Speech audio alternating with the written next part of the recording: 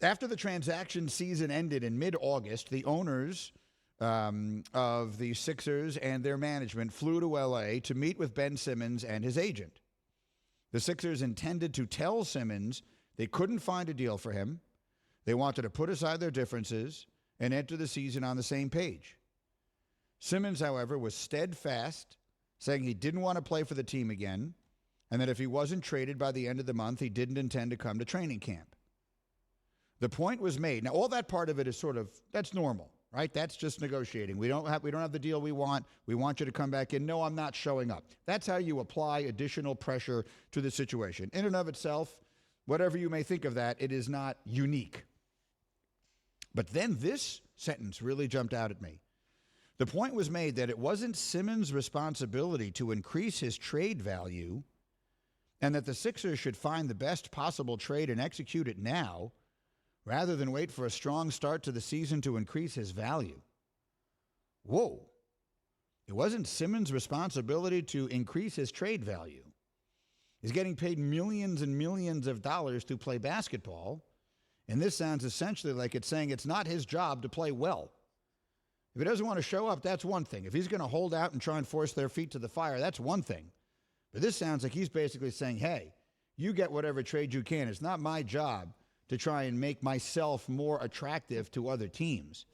And boy, there was something about that sentence that really jumped off the page at me. Let me save Hembo for last. Let me go to Nuno first, my vice president of basketball conversation. Listen to the chuckle. Well, no, because I'm looking up and I just see Hembo's face, and I can't wait to actually hear what he has to say. But I would say to Ben Simmons, if I was a team owner, hey, buddy, it's your fault that your value is so low. You decide not to, try to dunk that ball in the fourth quarter of a Game 7. Hey, you've played really bad. So it's on you. But at the same time, I understand, it's a business. He wants out. They want him gone. You've come to me and said, hey, Nuno, guess what? I try to replace you on the show, but the options around aren't very good. So we're going to keep you around. I'm like, you know what?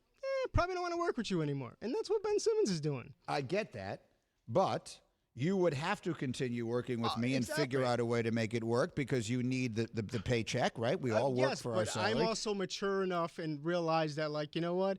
I'm in a good spot. I'm going to keep working because I have pride in myself, Ben Simmons. Maybe he needs a little bit of that to – there are certain things you probably shouldn't say.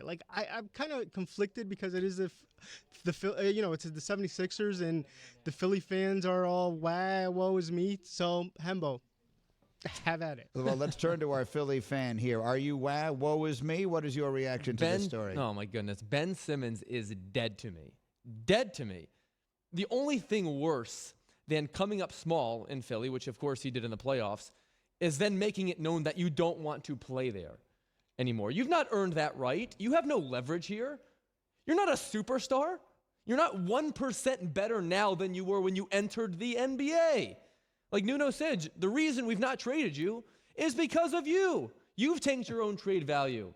There are teams around the league, you read all the scuttle, they're not willing to trade 3 scrubs for Ben Simmons. And there's this misconception that Philly has not been behind him. Nothing could be further from the truth. I'm from there. I talked to all the folks there. We have had Ben Simmons back for years, despite the national media crushing him for not developing his game.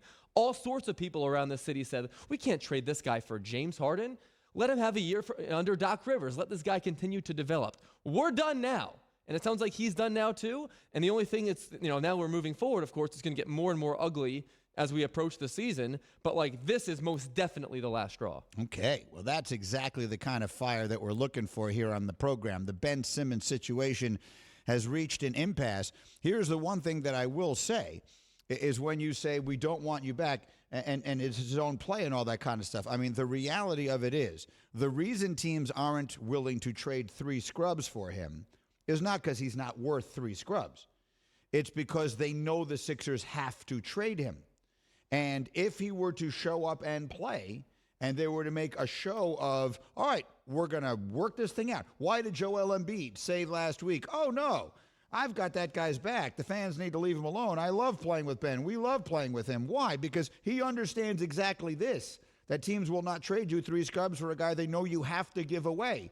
So the way that they get the trade that they want done is to bring him in and make it look like they're going to play the season with him. Once a team knows they have to give up more than that, they will. He's worth more than that. Much more than that. But no one is willing to do it because they don't have to. That's right. Daryl Morey did not become a Hall of Fame executive by trading players with star-level talent for 50 cents on the dollar. That's what he would be doing right now. He is also, his history has made it very clear, he is not averse to uncomfortable situations. In Houston, they had all sorts of things like this pop up. So this is going to be a soap opera here for the next few months, and I'm dying to see where we net out.